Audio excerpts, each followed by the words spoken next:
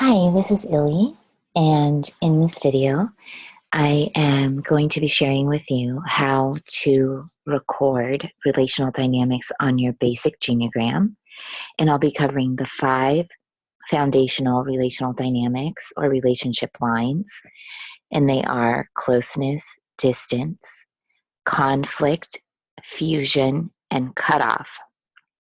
Hopefully, at this stage, you've already created your basic genogram, and that's something that I cover in a separate video. So if you haven't seen it, take a look at that before you move on to relationship lines. They are the second step in the genogram creation process. And in that video, I use a more basic template of this genogram, which is Amy's genogram. And you know that it's Amy's genogram because her symbol is double here on the bottom right. And for your genogram, your symbol would also be double. And this way you know who the person is that is marking the information and whose perspective it is on the relationships. Okay, so the first relational dynamic is closeness.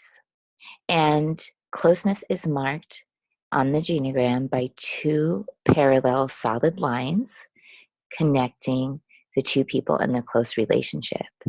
And here we can see that Amy is characterizing her relationship with her daughter M, as well as her relationship with her husband Bob, and her relationship with her mom Sally as close. And close relationships are relationships that are supportive, encouraging, loving, and generally safe relationships. The second relational dynamic is distance. And the only relationship marked as distant on this genogram is the relationship between Amy and Sue. Distance is noted with a dashed line between the 2 people in the relationship, or a dotted line. So if you see a dotted line on a genogram, that also means distance. And this means that Amy is characterizing her relationship with her mother-in-law, Sue, as distant. And distance means that there's some discomfort in that relationship. The 2 people don't seek each other out. There seems to be a lack of connection between them. The third relational dynamic is conflict. Conflict is noted on the genogram with a wavy line, or these waves, rather than being soft, they would be peaks.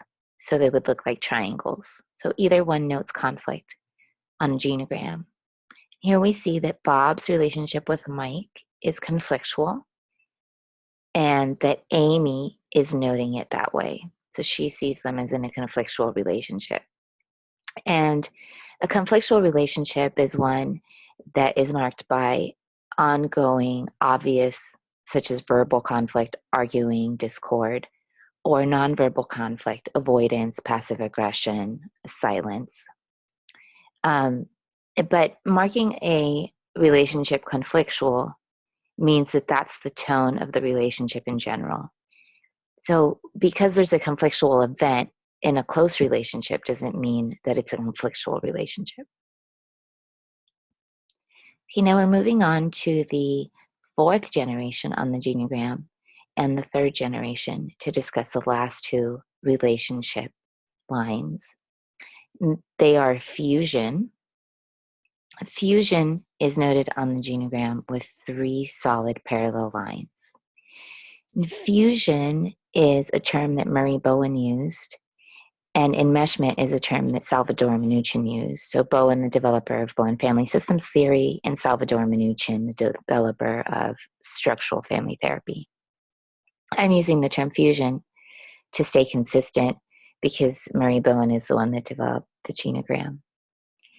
Fusion means that 2 people are in an extremely close relationship to the degree that it impairs their individuality and their level of functioning. And here we see that Sue, Bob's mom, is in a fused relationship with her mother, Meg.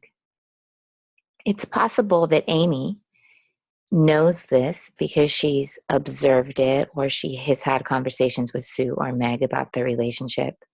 She may be noting this relationship is fused from information she's gathered from Bob or observations that she's made. Regardless, this is her perspective on this relationship. Now, later in genogram development, it is important to ask questions of family members, and perhaps at that time, you'll find information that will clarify some dynamics. But at this stage, feel free to mark relationships based on your perspective. And lastly, the fifth relational dynamic is cutoff. And we see cutoff here on the top left. Cutoff is marked by two T lines coming out from each person in the cutoff relationship. And the straight line is cut off by a perpendicular line, and there's a space left. And here we see that Mary is cut off from her son Mark, as well as her ex-husband Dan. Because Mary's the common denominator in both of these relationships, it can be assumed that she's the one that has initiated the cutoff just by looking at the genogram. And cutoff means that there's no longer any contact in that relationship. There's avoidance, and that relationship has been eliminated from the person's life. Bowen explained cutoff as a reaction to fusion and as a reaction to the anxiety that fusion creates.